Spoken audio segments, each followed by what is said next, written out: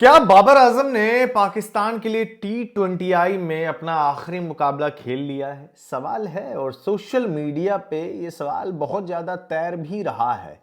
ये मैं इसलिए बोल रहा हूं क्योंकि पाकिस्तान का जो मुकाबला आज होने वाला है श्रीलंका के साथ, उस मैच में शायद बाबर आजम को बिठा दिया जाए।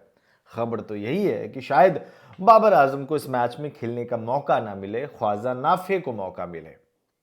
अब ऐसे में सवाल यह भी हो जाता है, वो बाबर आजम जिसने पाकिस्तान के लिए लंबे समय से सर्विसेज दी है, T20I में सबसे ज्यादा रन बनाने का रिकॉर्ड है, लेकिन वो आउट ऑफ फॉर्म है। प्लस उनका जो बैटिंग पोजीशन है वो भी छीन लिया गया, नंबर 4 पर खेल रहे हैं। और मैं भी लगातार समय से बोलता रहा हूं कि भाई बाबर आजम को नंबर 4 पे आप मत खिलाओ, कोई फायदा नहीं है।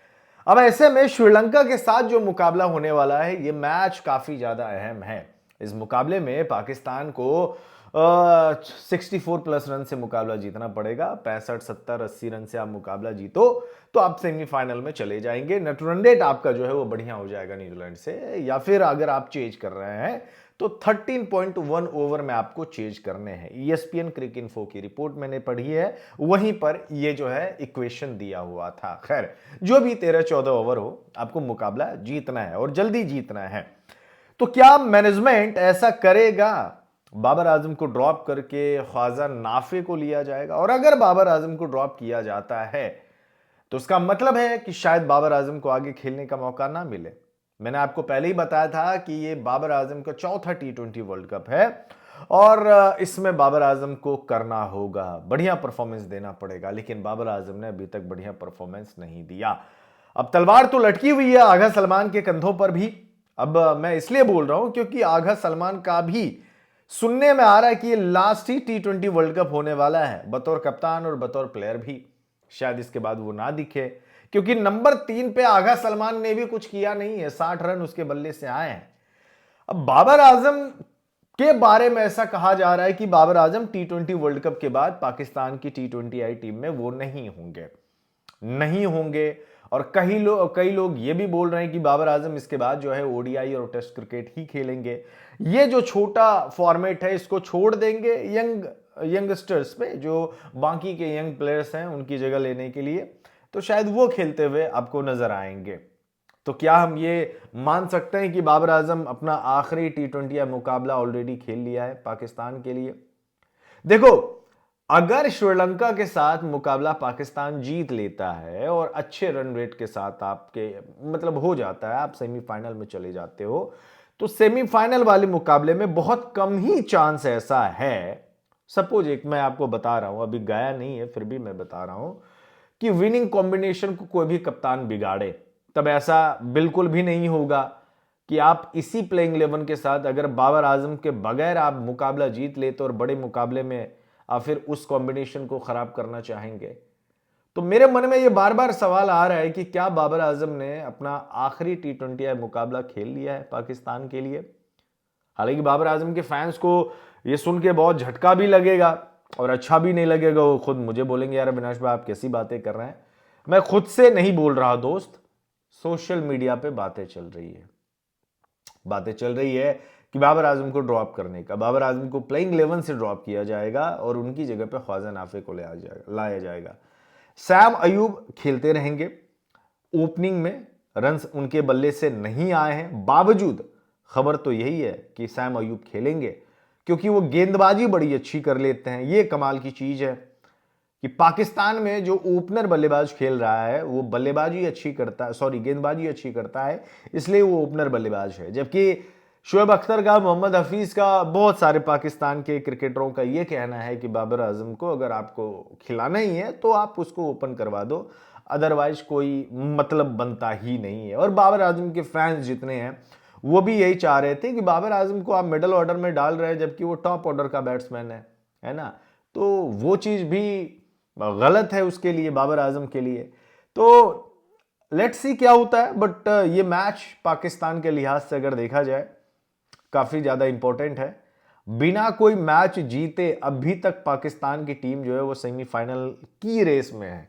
दैट्स पाकिस्तान टीम कि मतलब एक भी मैच अभी तक नहीं जीते हैं। एक इंग्लैंड के साथ हुआ था, वो मुकाबला हार गए, और एक मैच जो है वो बारिश में धुल गया। अब श्रीलंका के साथ मुकाबला होने वाला है, तो श्रीलंका के साथ इस मुकाबले में क्या होगा? क्या पाकिस्तान कुछ ऐसा अजूबा कर जाएगा जिसके लिए वो मशहूर है, मिरेकल, जिसके बारे में वो कुदरत का निज़ाम जिसको बोलते हैं आप लोग, क्या वैसा कुछ होगा? भाई प्लेइंग 11 पे तो बातचीत चल रही है और प्लेइंग 11 पे बातचीत चलेगी। बाबर आजम को ही लेकर पूरे टूर्नामेंट बात चलती रही है कि बाबर आजम को आप इस नंबर पे मत डालो, उस नंबर पे मत डालो। मुझे ऐसा लगता है कि मैनेजमेंट का ना पूरा फोकस जो है ना वो इसी चीज से हिल गया कि कॉम्बिनेशन क्या होगा और क्या होना चाहिए। ये आज तक माइक हैसन और आगा सलमान को समझ में भी नहीं आया कि T20 वर्ल्ड कप अब लगभग में खत्म होने के कगार पे है। नॉकआउट आएगा, फाइनल आएगा, फिर खत्म, ठीक है। और पूरा टूर्नामेंट बीत गया और आपके पास आपको अपनी बेस्ट प्लेइंग 11 आपको समझ में नहीं आई। मतलब क्या प्लानिंग थी आपकी, मुझे ये समझ में नहीं आता। अगर आपको लगता है कि बाबर आजम को आप सही तरीके से यूटिलाइज नहीं कर सकते, देन ड्रॉप हिम, आप उनको ड्रॉप कर दो।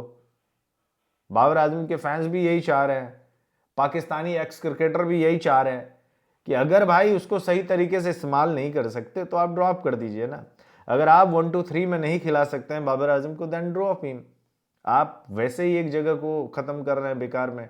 और आगा सलमान ने भी कोई तीर नहीं मारा है, मैं आपको बता दूं, है ना। 5 इनिंग्स में 60 रन है आगा सलमान का, जो पाकिस्तान से ही घर से ही सोच के गया हुआ था कि हम नंबर 3 पे ही खेलेंगे, चाहे दुनिया ऐसी तैसी हो जाए। आगा सलमान इनके कप्तान है पाकिस्तान के, घर से ही सोच के आए थे। वो 12 बॉल में 45 रन बना दिए एक बार श्रीलंका के अगेंस्ट वो मैच में। उसके बाद से आगा सलमान को लगने लगा कि वो नंबर 3 के बहुत अच्छे बल्लेबाज हैं। T20 वर्ल्ड कप में अभी तक तो नहीं चला है, मे बी श्रीलंका के अगेंस्ट इस मुकाबले में चल जाए। अगर चल गया तो फिर हमें लोग बोलेंगे देखो तुम तो ऐसे बोल रहे थे। बात ऐसी नहीं है, 5 इनिंग आपने खेला उस पोजीशन पे और 5 इनिंग में आपने कुछ परफॉर्मेंस नहीं दिया। हो सकता है 6ठी इनिंग में आप रन बना दे, बट कंसिस्टेंसी होता है। आप दुनिया के बाकी 3 नंबर बल्लेबाज को देखिए और फिर पाकिस्तान के 3 नंबर के बल्लेबाज को देखिए, जमीन आसमान का आपको फर्क नजर आएगा।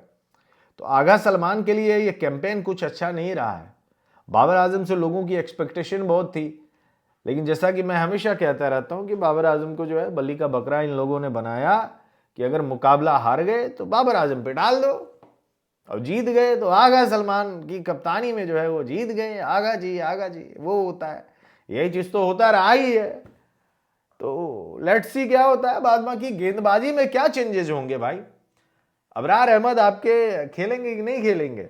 सुनने में आ रहा है कि सलमान मिर्जा और नसीम शाह में कोई एक ही बॉलर खेलेगा और ज्यादा चेंजेस होने की संभावना है नहीं। बस एक चेंजेस या 2 चेंजेस होंगे, एक बाबर आजम का या फिर सलमान मिर्जा, यही दो चेंजेस मुझे दिख रहे हैं।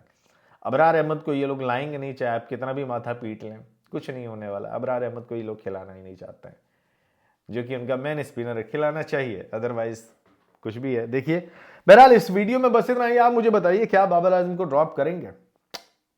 मैनेजमेंट क्या सोचेगा? बताइएगा जरूर। धन्यवाद।